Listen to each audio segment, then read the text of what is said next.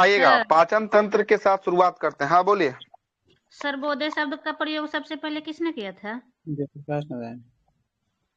हाँ तो उकरे ना था सर्वोदय जो है कि आपको, है ना, जयप्रकाश का था। ठीक तो है, क्या कुछ अलग लिया है कि? नहीं सर, उसमें महात्मा गांधी दिले था, वो विनोबा भावे दिले था, इसलिए कंफ्यूज है। नहीं, उन्हीं का होना चाहिए सर्वोदय में, है ना। हरिजन शब्द का सर्वप्रथम प्रयोग महात्मा गांधी के द्वारा किया गया था, हरिजन का, है ना। ठीक है जी सर, सबसे फर्स्ट में वही किए थे महात्मा गांधी जी, है ना। ठीक है। आगे चलते हैं, देखिएगा पाचन तंत्र, डाइजेस्टिव सिस्टम, ये है आपका पहला चैप्टर किसका, बायोलॉजी का पहला सिस्टम, पहला चैप्टर जो है कि आपको आज का हो गया। पाचन तंत्र की बात करेंगे, पाचन तंत्र में हम उसको बात करेंगे जहां से आप खाना खाते हैं, मुंह से खाते हैं, है ना। और मुंह से खाने के बाद खाना ओसोफेगस के माध्यम से आपके पेट में जाता है, पेट में जाने के बाद जो है कि आपको भोजन रुकता है, उसके बाद छोटी आंत में, छोटी आंत से जो है कि आपको बड़ी आंत में, बड़ी आंत से गुदा में, और गुदा से एनस के माध्यम शरीर से क्या हो जाता है, मल के रूप में जो है कि आपको शरीर से बाहर हो जाता है। मतलब आज आपको खाना को खिला देंगे, आपके मल के रूप में खाना को पूरा निकाल भी देंगे। आज पूरा का पूरा सेशन में यही चलेगा, ठीक है। आगे आने वाला 10 से 15 मिनट तक लगातार यही चलने वाला है। अब जरा सुनिएगा, आपसे पूछेगा कि पाचन तंत्र की शुरुआत कहां से होती है, तो मुख्य गुहा से शुरू होती है। कहां से होती है? मुख्य गुहा से शुरू होती है। और अंत कहां होती है? गुदा पे जाके अंत होती है। कहां पे जाके अंत होती है? गुदा पे अंत होती है। मुख्य गुहा से शुरू होती है, गुदा पे जाकर अंत जो है क्या आपको होती है। पूछेगा आहार नाल की कुल लंबाई कितनी होती है? 32 फीट होती है। कितनी होती है आहार नाल की लंबाई? 32 कभी कभी मीटर में दे देगा तो 9 मीटर हो जाएगा। कितना मीटर हो जाएगा? 9 मीटर हो जाएगा। मीटर में दे देगा तो कितना हो जाएगा? 9 मीटर जो है क्या आपको हो जाएगा, ठीक है। अब जरा सुनिएगा, अब जरा सुनिएगा क्या बोल रहा है। सबसे पहला जो बोल रहा है कि मुख्य गुहा से शुरू होकर ये गुदा तक जो है कि आपको जाती है ना। और 9 मीटर इसका मीटर में हाइट हो, मीटर में लंबाई हो गया। और फीट में कितना बता दिए? फीट में कितना हो गया? 32 फीट। 32 फीट जो है क्या सबसे जो होता है वो मुख्य गुहा होता है। कौन होता है सबसे पहला? मुख्य गुहा होता है। मुख्य गुहा के बाद होता है ग्रासनी, ओसोफेगस, जो पाइप होता है, फूड पाइप। और ये ओसोफेगस जाता है पेट तक। कहां तक जाता है? पेट तक जो है कि आपको जाता है। कहां तक जाता है?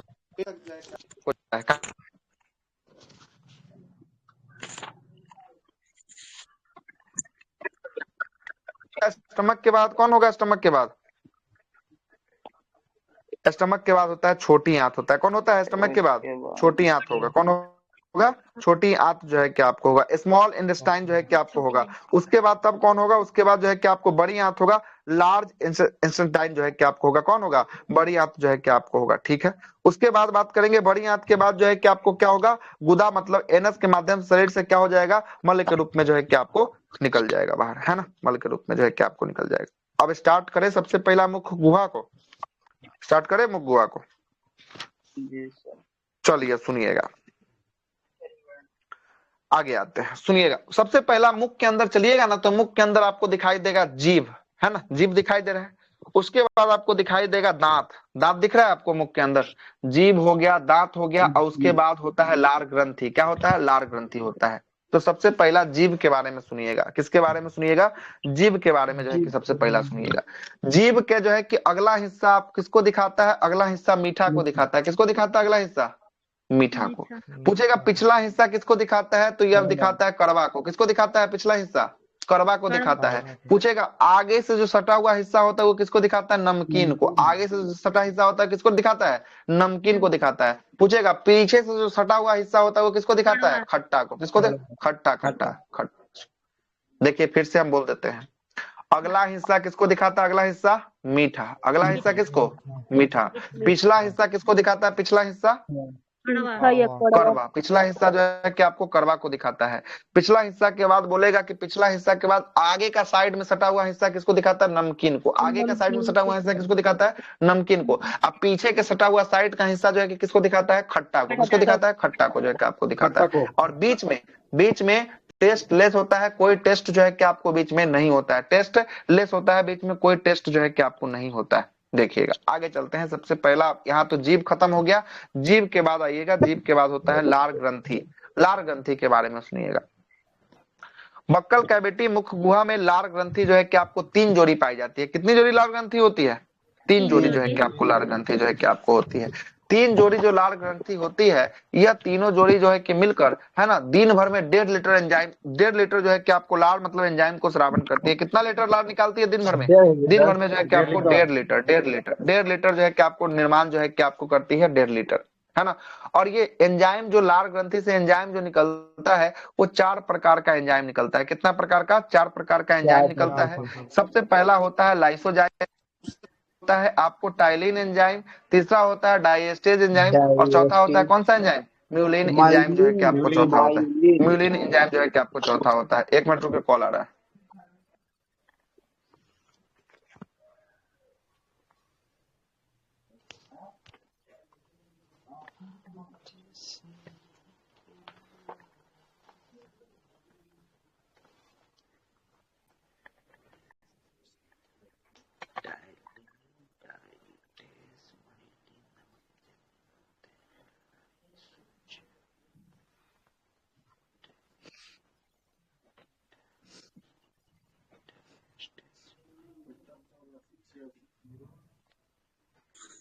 चलिएगा, सुनिएगा, कितना प्रकार का एंजाइम बताए हैं लाल ग्रंथि से निकलने वाला?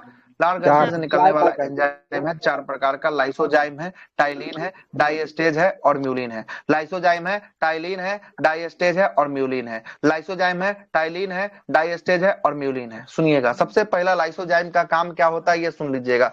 लाइसोजाइम का जो काम होता है, यह जो होता है कीटाणुओं को मारना। देखते हैं ना कि बिना हाथ धोले खाना खा लिए, है ना, तो हाथ बिना धोले खाना खाए तो कीटाणु जो गया मुंह के अंदर, उसको मारने का काम कौन कर देता है? उसको मारने का काम कर देता है लाइसोजाइम जो है कि आपको कर देता है। ठीक है, दूसरा सुनिएगा, टाइलिन और डाइएस्टेज का क्या काम होता है? टाइलिन और डाइएस्टेज का काम होता है स्टार्च का पाचन करना। किसका पाचन करना? स्टार्च का पाचन जो है कि आपको करना होता है। और म्यूलिन का काम होता है भोजन को चिपचिपा बना देना। कभी कभी देखिएगा, भोजन खाइएगा, कंकर पड़ जाता है तो उगिल के देखते हैं तो भोजन चिपचिपा रहता है ना, तो वो कौन बना देता है? म्यूलिन नाम का एंजाइम जो है कि भोजन को चिपचिपा जो है कि आपको बना देता है। ठीक, म्यूलिन नामक एंजाइम जो है कि आपको भोजन को चिपचिपा जो है कि आपको बना देता है। और साथ साथ सुनिएगा, ये लार में और आंसू में,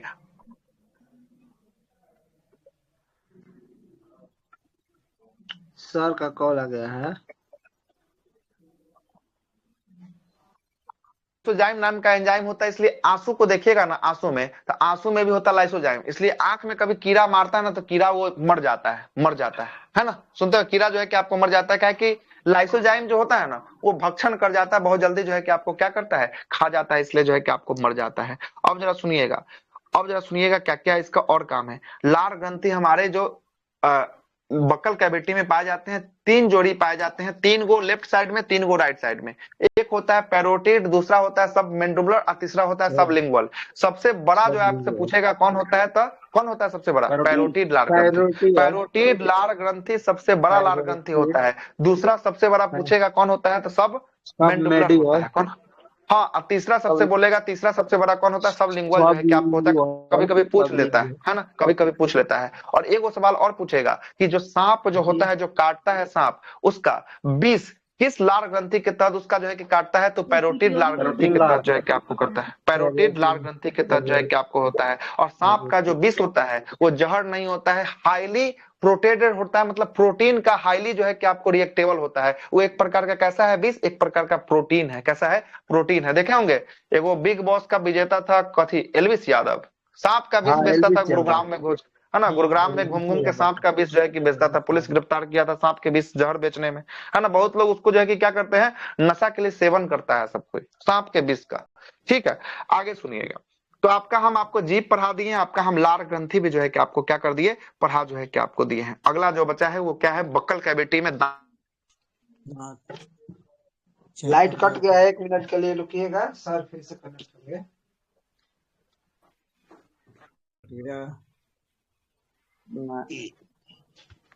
सब जगह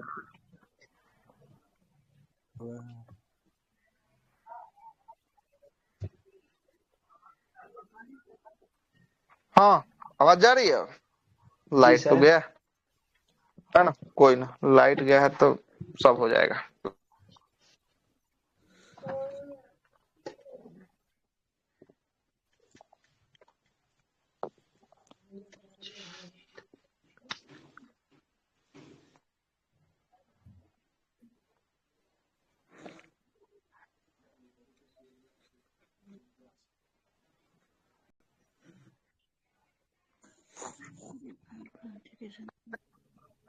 जाते हैं, ठीक ना।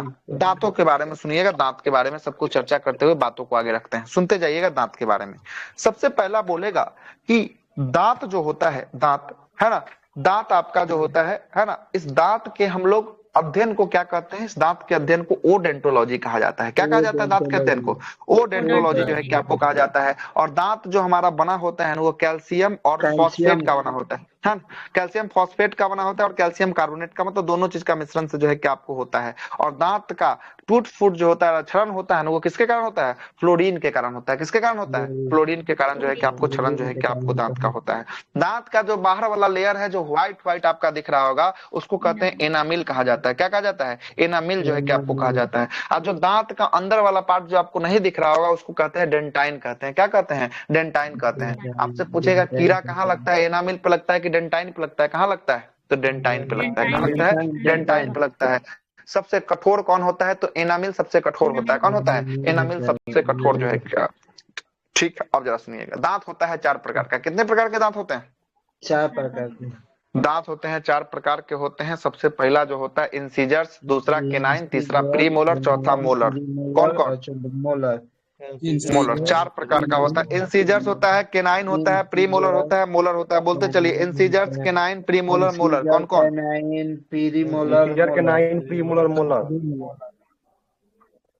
इंसीजर को हिंदी में कहते हैं कृंतक। इंसीजर को कहते हैं कृंतक, कृंतक कहते हैं। किनाइन को कहते हैं रदनक, रदनक कहते हैं। प्री मोलर को कहते हैं अग्र चवर्णक कहते हैं। और मोलर को कहते हैं चवर्णक कहते हैं। क्या कहते हैं?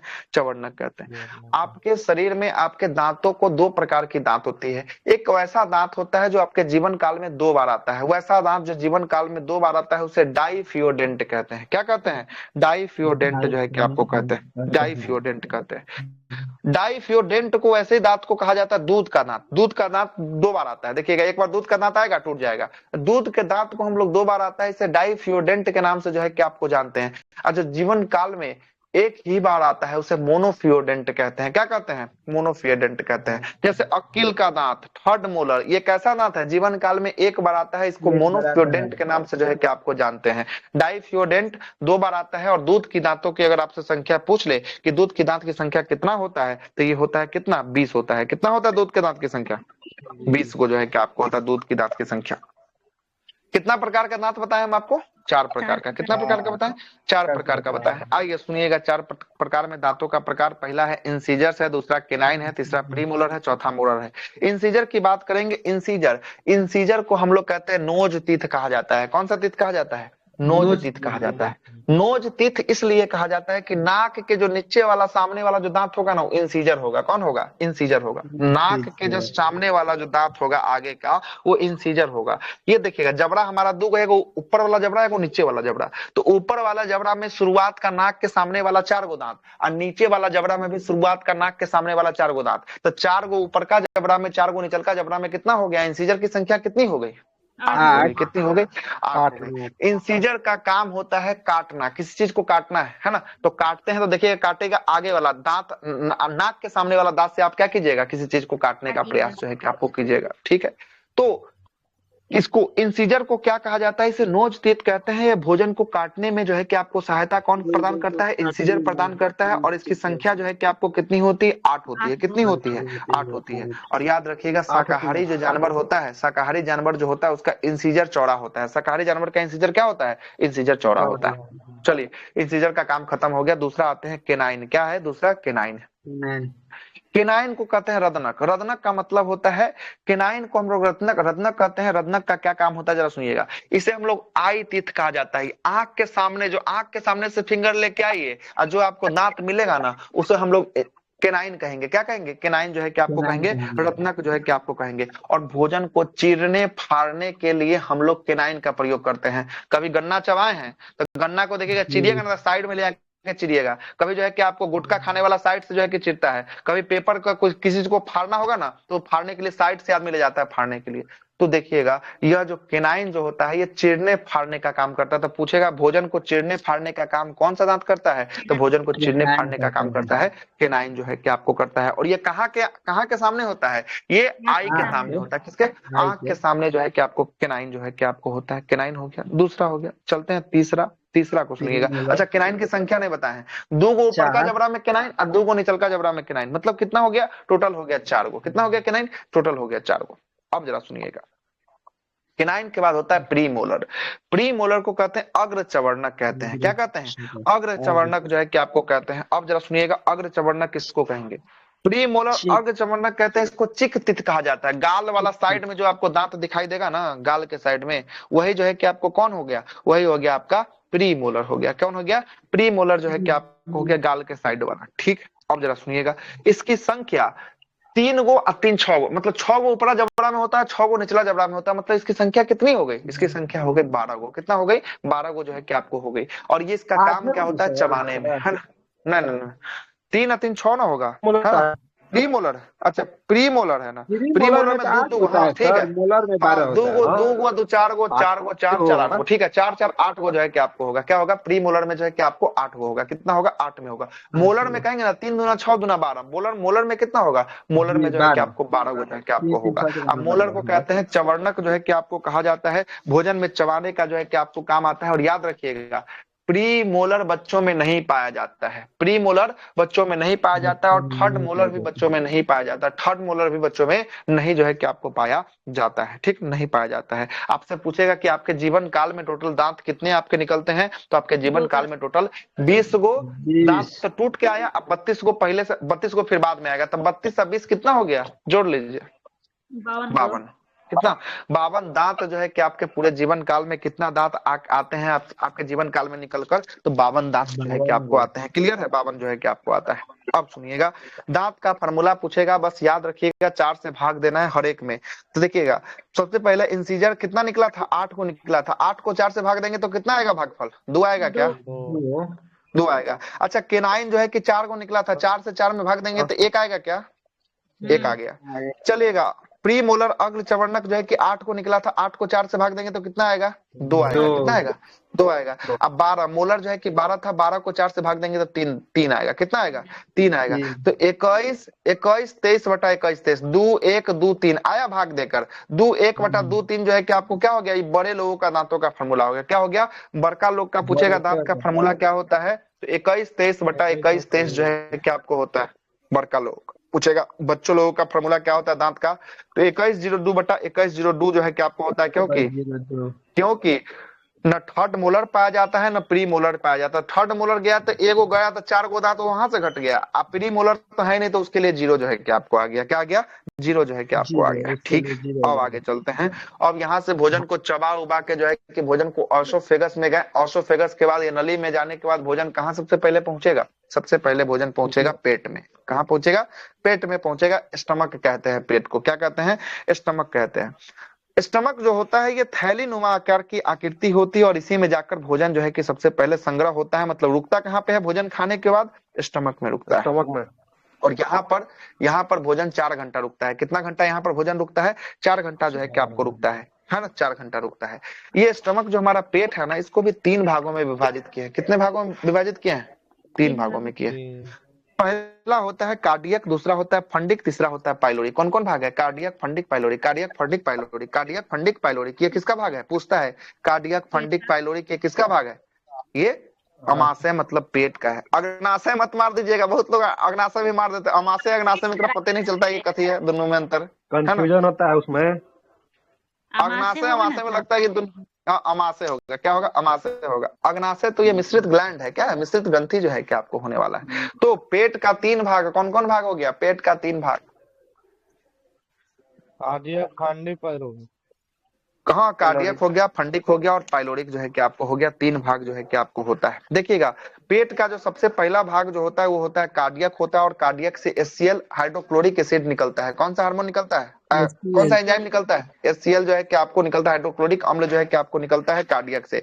और ये HCl जो है ना, जो भी आप कीटाणु टाणु खाए हैं, अगर 2-4 गो लाइसोजाइम से नहीं मरा है, वो अगर पेट के अंदर चला गया है तो उसको मारने का काम कौन करता है? HCl जो है कि आपको मारने का काम करता है। और ये जो भी आप भोजन खा रहे हैं ना, उस भोजन को अम्लीय बना देगा। कैसे बना देगा? अम्लीय बना देगा। तो कभी कभी देखिएगा ज्यादा आदमी भोजन खा लेता है ना, तो पेट में ज्यादा जो है कि HCl स्रावन हो जाता है। तो भोजन जो है कि अम्लीय ज्यादा हो जाएगा, तो बोलिएगा ना कि ढकार आ रहा है, एकदम जो है कि अम्लीय वाला जो है कि ढकार आ रहा है, खट्टापन वाला ढकार आ गया है ना, तो कहता है कि भोजन अभी सही से नहीं पचा है। तो यहाँ पर अम्ल इतना ज्यादा श्रावण कर देता है कि भोजन जो है कि कैसा जो है कि आपको हो जाता है, अम्लीय जो है कि आपको हो जाता है। तो पूछेगा पेट के अंदर कैसा भोजन आपका रहता है, पेट स्टमक के अंदर कैसा भोजन, तो स्टमक के अंदर भोजन होता है अम्लीय होता है। कैसा होता है, अम्लीय भोजन होता है। चलिएगा, पहला हो गया कार्डियक हो गया, दूसरा हो गया, दूसरा भाग पेट का हो गया आपको फंडिक हो गया। क्या हो गया, फंडिक हो गया। फंडिक में एक अवस्था, एक जो है कि आकार होती है जिसको कहते हैं रूजी। रूजी जो होता है ना, ये उंगली नुमा आकार से थोड़ा सा पतला होता है और धागा नुमा से जो है कि आपको मोटा होता है। मोटा का धागा मान लीजिए ना कि मोटा वाला धागा नुमा आकृति की आकृति होती है, और यही रूजी जो है ना आपके भोजन को रोक के 4 घंटा तक रोकता है ना। पेट के अंदर भोजन को 4 घंटा तक कौन रोकता है, रोजी जो है कि आपको रोक के रोकता है, ठीक ना।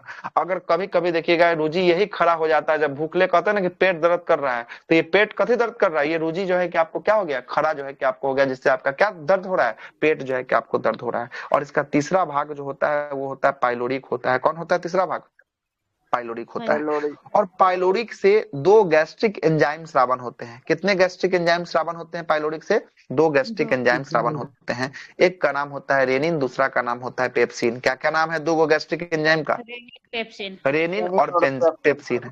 रेनिन का काम होता है दूध को पचाना। रेनिन का किसका काम होता है, रेनिन का काम होता है दूध को पचाने का काम रेनिन का जो है कि आपको होता है।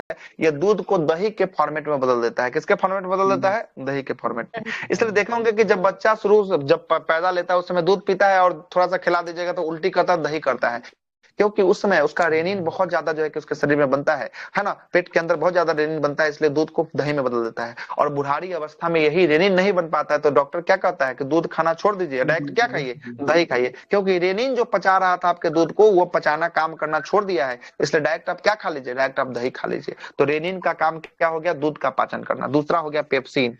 पेप्सिन का काम होता है प्रोटीन का पाचन करना। किसका पाचन करना होता है, किसका, प्रोटीन का पाचन है, प्रोटीन का पाचन जो है कि आपको करना होता है। तो यहाँ से भी एक सवाल बनेगा कि सबसे पहला भोजन के खाने की अवस्था में प्रोटीन का पाचन सबसे पहला कहाँ होता है, सबसे पहला कहाँ हो जाएगा, यही पेप्सिन में ना।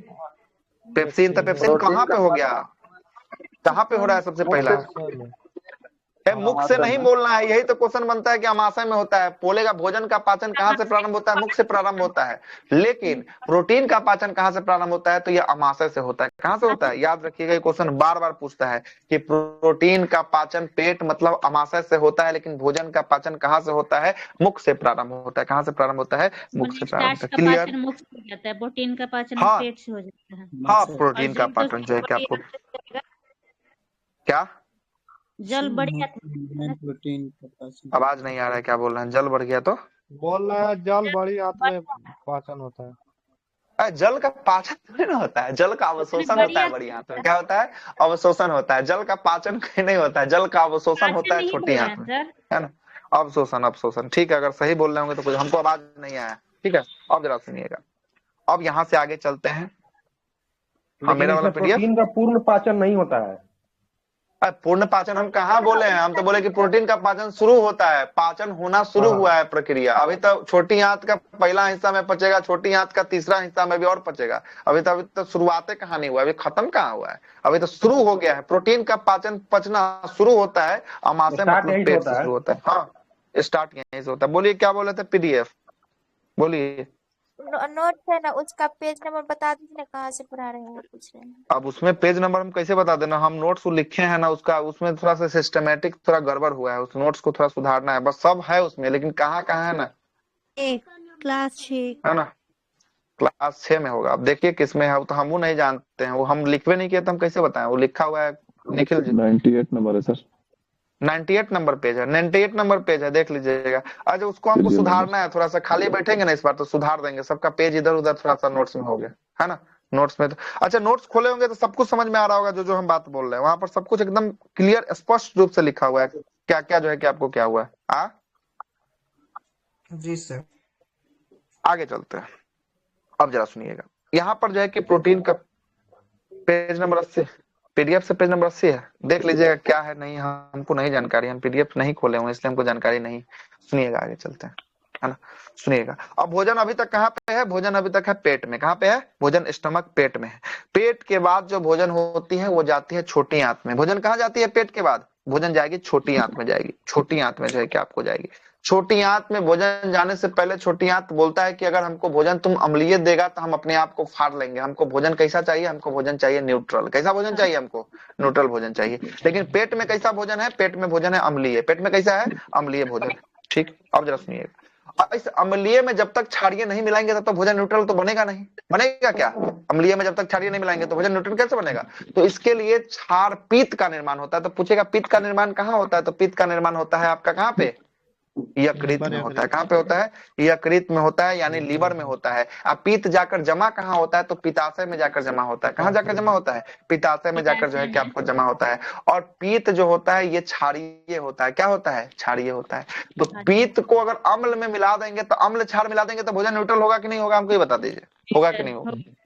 तो यहीं पर भोजन क्या हो जाता है? न्यूट्रल हो जाता है। दोनों को मिलाने के बाद भोजन न्यूट्रल होता है। और भोजन न्यूट्रल भोजन कहाँ जाता है? भोजन न्यूट्रल भोजन जाता है छोटी आंत में जाता है। कहाँ जाता है?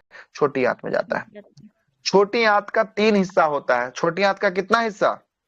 3 हिस्सा। डेडोनम, जेजुनम, इलियम। बहुत बार क्वेश्चन पूछा है कि डेडोनम, जेजुनम, इलियम ये किसकी हिस्सा है? किसका हिस्सा है? छोटी आंत का हिस्सा जो है कि आपको होगा। छोटी आंत का पहला हिस्सा जो होता है वो होता है डेडोनम होता है, दूसरा हिस्सा जो होता है जेजुनम होता है, तीसरा हिस्सा जो होता है वो इलियम होता है। कौन होता है? इलियम जो है कि आपको होता है। अब जरा सुनिएगा, पहला जो है कि आपको कौन सा हिस्सा में लेके चलते हैं भोजन को? पहला हिस्सा ले चलते हैं डेडोनम में जो है कि आपको लेके जो है कि आपको चलते हैं। डेडोनम में जब भोजन आ जाता है तो भोजन कहता है कि छोटी आंत कहता है कि हमसे पाचन उचन नहीं होगा, जो तुमको करवाना है करवाओ खुद से। तो यहाँ पर छोटी आंत से 2 हार्मोन स्रावित होता है। कितने हार्मोन?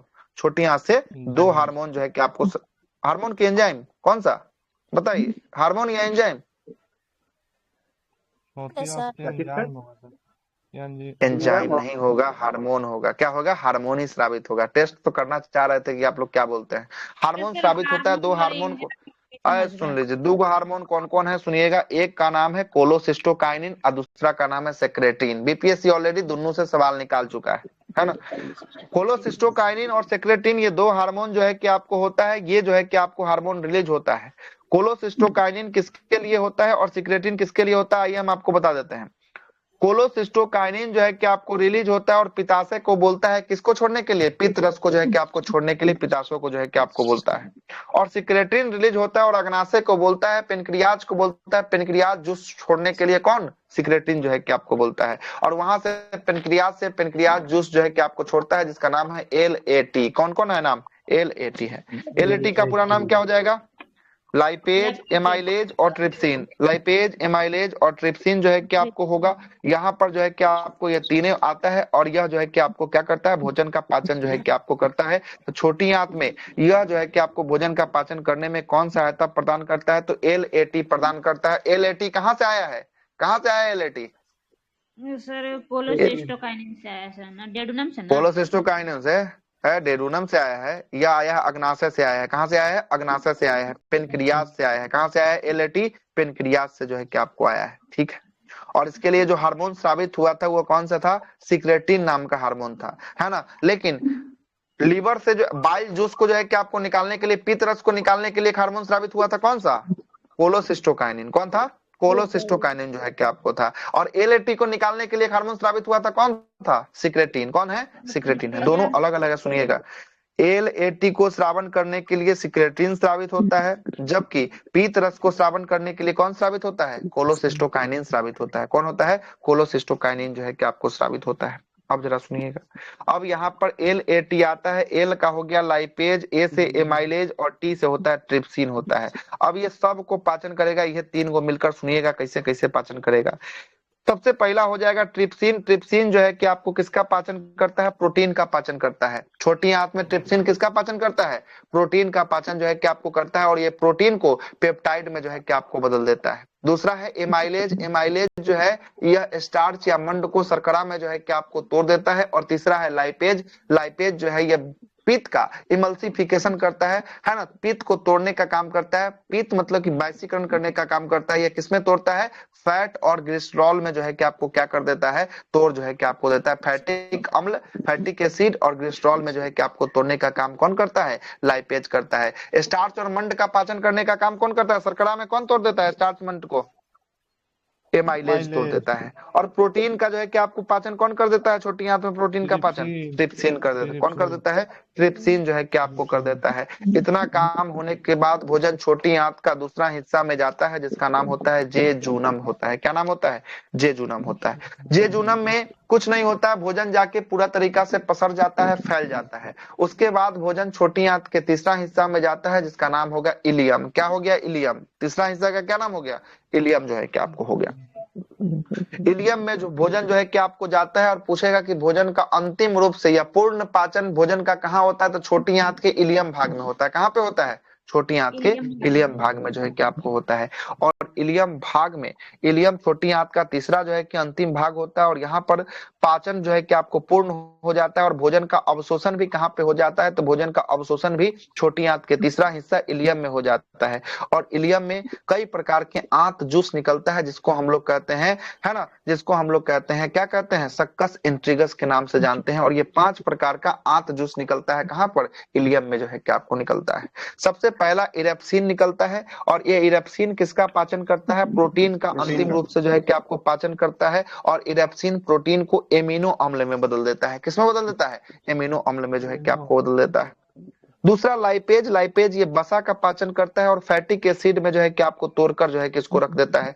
तीसरा जो है कि आपको माल्टेज, माल्टेज ये माल्टोज को पचाता है। किसको पचाता है? माल्टोज को पचाता है। चौथा सुक्रोज, सुक्रेज ये सुक्रोज क्या चीनी को पचाता है। सुक्रोज सिक्रेज ये सुक्रोज या चीनी को पचाता है। और पांचवा है लैक्टेज, लैक्टेज लैक्टोज को पचाने का काम करता है। और यहीं पर जाकर भोजन का अंतिम रूप से क्या क्या हो जाता है? अंतिम रूप से भोजन पच जाता है। आपका भोजन छोटी आंत के तीसरा हिस्सा इलियम में जाकर अंतिम रूप से पचता है। और भोजन का भी पूछेगा अवशोषण कहाँ हो जाता है? भोजन का अवशोषण जो है कि आपको छोटी आंत के तीसरा हिस्सा इलियम में हो जाता है।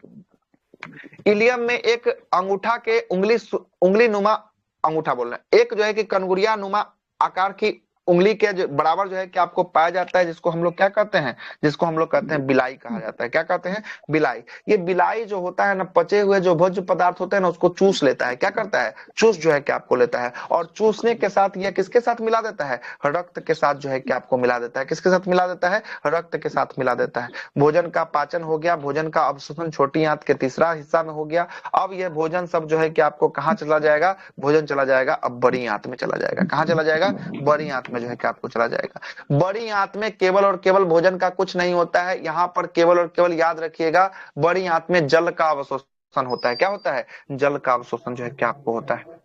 क्लियर है बात? जल का अवशोषण होने के बाद क्या है कि तो पूरा लिक्विड के साथ गया है ना, जल का अवशोषण होने के बाद जल तो पूरा सोख लिया, कौन? बड़ी आंत सोख लिया। और बड़ी आंत सोखने के बाद, जल सोख लेने के बाद जो है कि आपको क्या बचा? लास्ट में आपका मल बचा। और ये मल रेक्टम में जाकर जो है कि जमा होता है और एनस के माध्यम से शरीर से क्या हो जाता है? शरीर से जो है कि आपको बाहर जो है कि आपको हो जाता है। और पूछेगा अपेंडिक्स जो होता है यह किस आंत से सटा हुआ है? छोटी आंत का भाग है कि बड़ी आंत से सटा हुआ भाग है? तो बोलिएगा बड़ी आंत का भाग है। किसका है? बड़ी आंत का भाग है। अपेंडिक्स जो होता है हमारे शरीर का अवशेषी अंग होता है। अवशेषी अंग वैसे अंग को कहते हैं जिसके रहने और न रहने से कोई इफेक्ट ज्यादा न पड़ेगा, उसे अवशेषी अंग जो है कि आपको कहा जाता है। ये अपेंडिक्स जो है ना, घास भूसा को पचाता है। किसको पचाता है? अपेंडिक्स घास भूसा को पचाता है। ठीक ना? तो ये मवेशी जो जानवर होते थे ना, उसमें अपेंडिक्स जो है कि आपको बड़ा होता था, क्योंकि घास भूसा खाता है तो अपेंडिक्स उसको पचा देता है। पहले हम लोग भी थोड़ा सा देखिएगा, है ना, पहले जो है कि आपको घास भूसा ज्यादा लोग खाता था तो अपेंडिक्स होता था। लेकिन अब तो जो है कि अपेंडिक्स न के बराबर हो, लोप हो रहा है धीरे धीरे। और बहुत सारे कंट्री में अपेंडिक्स जैसे ही बच्चा पैदा होता है, हल्का चीरा लगा के अपेंडिक्स को काट के हटा जो है कि आपको दिया जाता है। और यहाँ पर जाकर जो है कि भोजन क्या हो जाता है? अंतिम रूप से जो है कि आपको भोजन पच जाता है। क्या हो जाता है? पच जो है कि आपको जाता है। तो यहाँ से एक सवाल और पूछेगा कि भोजन का पचने का क्रम कैसे कैसे हुआ। तो सबसे पहले होता है भोजन का खाना। खाना को कहते हैं अंतःग्रहण। क्या कहते हैं? खाना को अगर खा रहे हैं तो अंतर्ग्रहण कर रहे हैं, मतलब खाना को खा रहे हैं। पहला अंतर्ग्रहण होता है। अंतर्ग्रहण के बाद होता है पाचन। पच गया भोजन। अब पचने के बाद क्या हुआ? पचने के बाद अवशोषित हुआ। तो तीसरा अवस्था होता है अवशोषण का अवस्था। चौथा अवस्था आपके शरीर को लगेगा तो उसको कहते हैं स्वांगीकरण। क्या कहते हैं? स्वांगीकरण कहते हैं। और पांचवा अवस्था होता है आपके शरीर से बाहर निकल जाएगा तो उसको क्या कहते हैं? मल परित्याग कहते हैं। क्या कहते हैं? मल परित्याग जो है कि आपको कहते हैं। तो सबसे पहले खाइएगा तो अवस्था क्या कहलाएगा? खाने वाला अवस्था अंतःग्रहण कहलाएगा। खा लीजिएगा, उसके बाद भोजन पचना शुरू होगा, उसको क्या कहेंगे? पाचन अवस्था कहेंगे। क्या कहेंगे? पाचन कहेंगे। पच जाएगा, उसके बाद भोजन का क्या होगा पचने के बाद? अवशोषण, अवशोषण होगा। अवशोषण के बाद क्या होगा? स्वांगीकरण, स्वांगीकरण। स्वांगीकरण का मतलब है आपके शरीर में भोजन का लगना, इसी को क्या कहते हैं? स्वांगीकरण कहते हैं। और अंतिम अवस्था कौन हो जाएगा पाचन का? मल परित्याग, मल परित्याग, है ना। मल परित्याग से शरीर से मल कहाँ हो जाएगा? बाहर जो है कि आपको हो जाएगा। और ये पूरा का पूरा पाचन का जो है कि आपको था। फिर से है, पहला है अंतःग्रहण। बहुत बार एग्जाम में पूछता है, बोलता है कि सजाइए इसको, सही क्रम में बैठाइए। अंतःग्रहण का मतलब होता है भोजन का खाना, पहला अंतःग्रहण। दूसरा पाचन, मतलब कि भोजन जब खाइएगा उसके बाद पचेगा, तो दूसरा हो गया पाचन। तीसरा हो गया अवशोषण, पच जाएगा उसके बाद बिलाई वहां से चूस लेगा, मतलब अवशोषित कर लेगा, तो अवशोषण। चौथा होगा अवशोषण करने के बाद वो आपके शरीर में लगेगा, तो ये लगने को कहते हैं स्वांगीकरण जो है क्या आपको कहते हैं, है ना। और उसके बाद जो बचा हुआ मटेरियल है सब मल के रूप में शरीर से क्या हो जाएगा? बाहर जो है कि आपको हो जाएगा। इसी को कहते हैं मल परित्याग कहते हैं। क्या कहते हैं? मल परित्याग कहते हैं। ये 5 अवस्था होता है जो पूछा जाता है, आपसे पूछा जाता है ना। और यहाँ से एक और सवाल पूछा जाता है कि जो मल का पीला रंग, लैट्रिन जो होता है वो पीला रंग का होता है, किसके कारण होता है? बिलिरुबिन के कारण होता है। किसके कारण होता है? बिलिरुबिन के कारण मल का पीला रंग होता है। आप पूछेगा कि यूरिन मतलब पेशाब का पीला रंग किसके कारण होता है? पेशाब का पीला रंग यूरोक्रोम के कारण जो है कि आपको होता है। बोलेगा कि बिलिरुबिन का निर्माण कहाँ होता है? तो लीवर में होता है। कहाँ पे होता है बिलिरुबिन का निर्माण?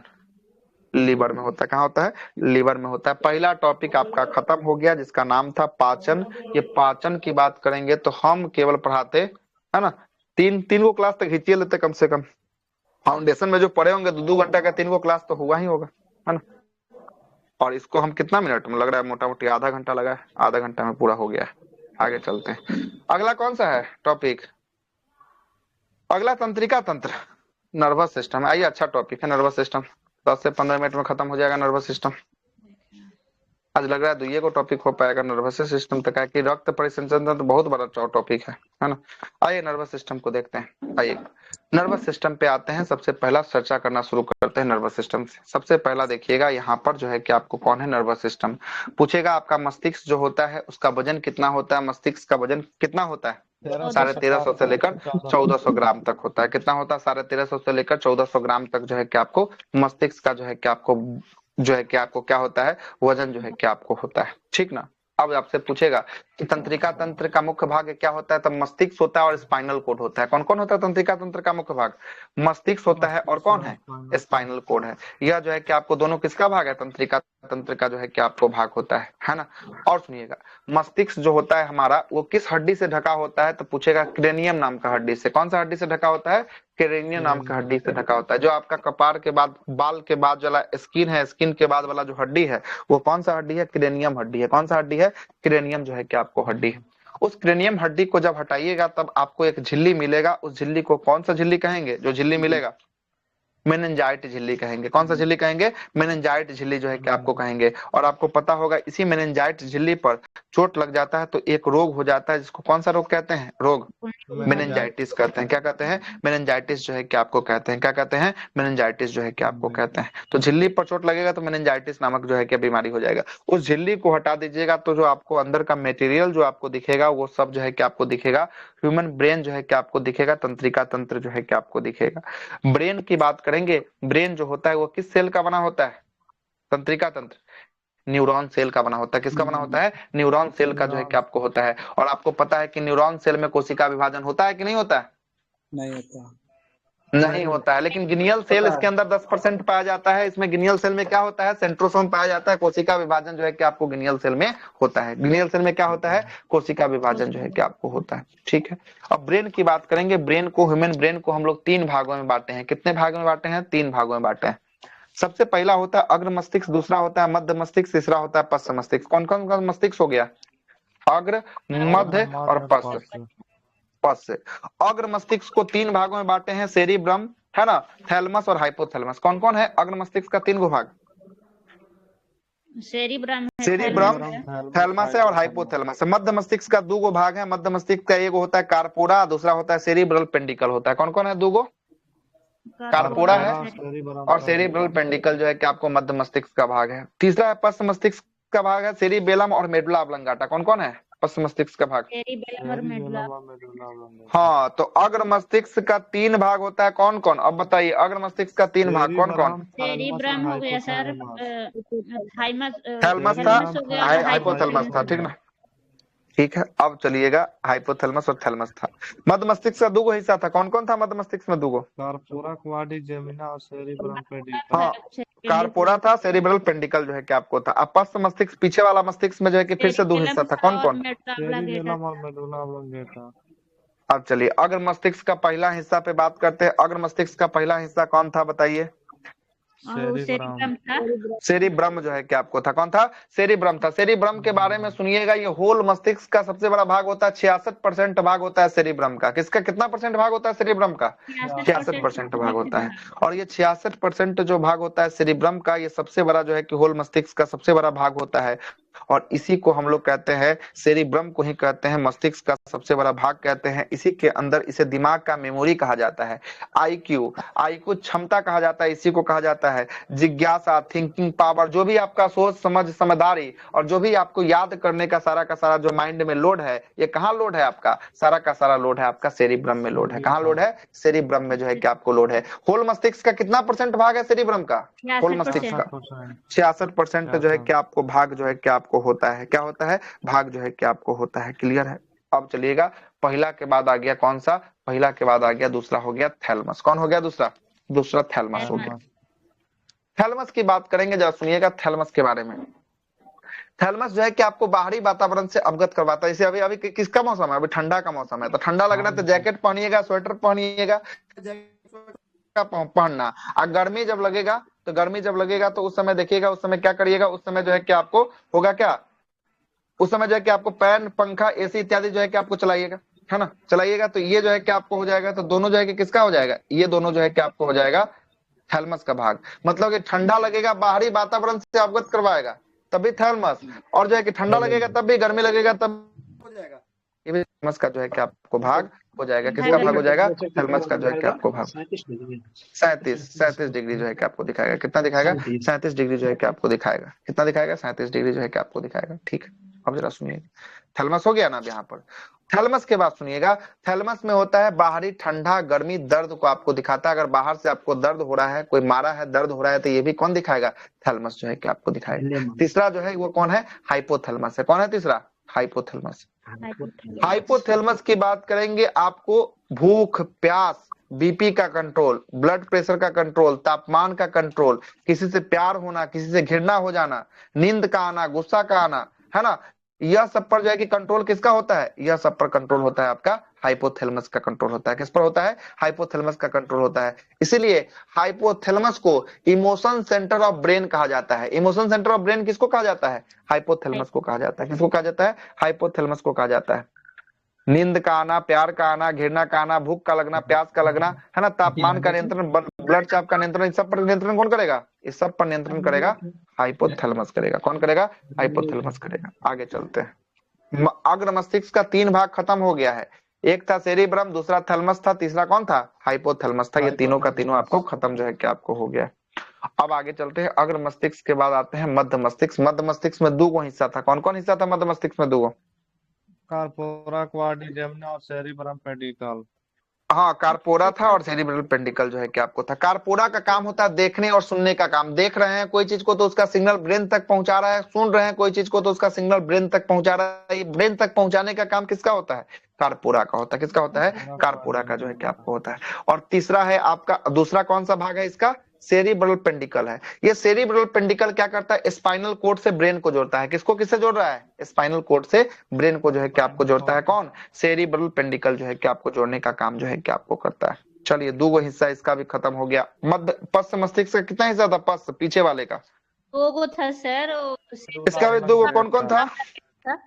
हाँ, सेरिबेलम था और मेडुला ऑब्लोंगाटा जो है कि आपको था। सेरिबेलम था, मेडुला ऑब्लोंगाटा था। सेरिबेलम के बारे में सुनिएगा, ये सेकेंड सबसे बड़ा होल मस्तिष्क का सबसे बड़ा भाग। सेकेंड सबसे बड़ा भाग कौन होता है? सेकेंड सबसे बड़ा भाग सेरिबेलम होता है। कौन होता है? सेरिबेलम। और सबसे बड़ा भाग अभी जब थोड़ा देर पहले बताए थे, कौन था सबसे बड़ा भाग? सेरिब्रम था। अब दूसरा सबसे बड़ा जो है कि आपको भाग कौन था? दूसरा सबसे बड़ा भाग सेरिबेलम। कौन है? सेरिबेलम। सेरिबेलम के बारे में आइएगा, सुनिएगा। ये मोटा मोटी जो है कि आपको होता है 18 या 20% जो है कि आपको भाग होता है, ठीक ना, छोटा होता है। आगे सुनिएगा सेरिबेलम के बारे में। सेरिबेलम के बारे में सुनिएगा।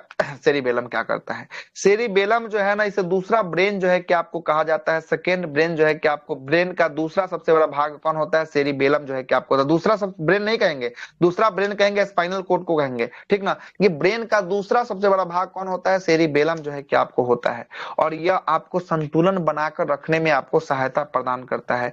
अगर आप दारू शराब इत्यादि पी लेते हैं, नशा आ जाता है, तो कौन आपका कंट्रोल से बाहर हो जाता है? सेरिबेलम आपका कंट्रोल से बाहर हो जाता है। इसलिए देखिएगा, चलिएगा एक कदम, लगता है 4 कदम चल रहा है, सेरिबेलम के कंट्रोल से बाहर हो जाता है। और दूसरा बात, ऐच्छिक क्रिया जो आपके शरीर में इच्छा के अनुसार काम होता है, उस सारे ऐच्छिक क्रियाओं के मांसपेशियों पर नियंत्रण करने का काम कौन करता है? सेरिबेलम काम करता है। कौन करता है? सेरिबेलम काम करता है। अगर हाथ उठाने का मन है तो भी उठाएंगे, नहीं उठाने का मन है तो रखले रहेंगे। अब जबरदस्ती नहीं है कि उठाना है तो उठाना है, तो ये कौन काम करेगा? ये ऐच्छिक मांसपेशी हो गया। इस पर काम करने का काम किसका होता है? सेरिबेलम का होता है। दूसरा कौन सा भाग था? दूसरा मेडुला ऑब्लिंगेटा है। मेडुला ऑब्लिंगेटा है। मेडुला ऑब्लिंगेटा के बारे में सुनिएगा, यह आपके अनैच्छिक मांसपेशियों पर नियंत्रण करता है। अनैच्छिक मांसपेशी उस मांसपेशी को कहते हैं जो आपके क्रिया आपके अनुसार काम नहीं करता। जैसे आपका पाचन, आप खाना खा लिए, आप चाहिएगा तो 2 मिनट में पचा लीजिएगा, जब उसको पचना होगा वो अपने हिसाब से पचेगा। आपका श्वसन, आप सांस को रोक सकते हैं क्या? नहीं रोक सकते हैं। आप दिल के धड़कन को रोक सकते हैं क्या? नहीं रोक सकते हैं। जो भी अनैच्छिक मांसपेशियां होता है, उस पर नियंत्रण करने का काम कौन करता है? उस पर नियंत्रण करने का काम करता है कौन? मेडुला ऑब्लिंगेटा करता है। तो कौन करता है? मेडुला ऑब्लिंगेटा जो है कि आपको करता है। तो तीनों ब्रेन का, तीनों भाग का 3 2 5 2 7 हिस्सा में तोड़ के 7 तो आपको बता दिए। अगला जो है आपका है स्पाइनल कोड है, मेरुरज्जु के नाम से जो है कि आपको जानते हैं। स्पाइनल कोड, ये रीढ़ की हड्डी जो देख रहे हैं ना पीछे के, इस रीढ़ की हड्डी में जोजे तार दौड़ा हुआ है, जोजे तार दौड़ा हुआ है, इस तार को हम लोग कहते हैं स्पाइनल कोड कहते हैं। तार को क्या कहते हैं? स्पाइनल कोड कहते हैं।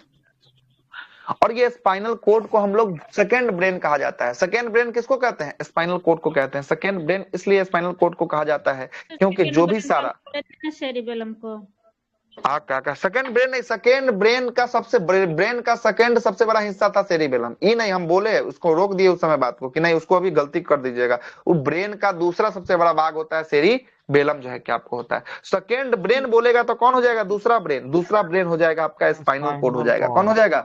स्पाइनल कॉर्ड जो है कि आपको दूसरा सबसे बड़ा ब्रेन जो है कि आपको हो जाएगा। क्लियर है? सुनिएगा, यह जो होता है आपको जम्हाई का आना है ना, नींद, जम्हाई का आना, हाफी का आना है ना, हाफी का आना, पलक का झपकना, यह सब जो होता है, यह सब पर कौन नियंत्रण करता है? यह सब पर नियंत्रण करने का काम करता है स्पाइनल कोड करता है। कौन करता है?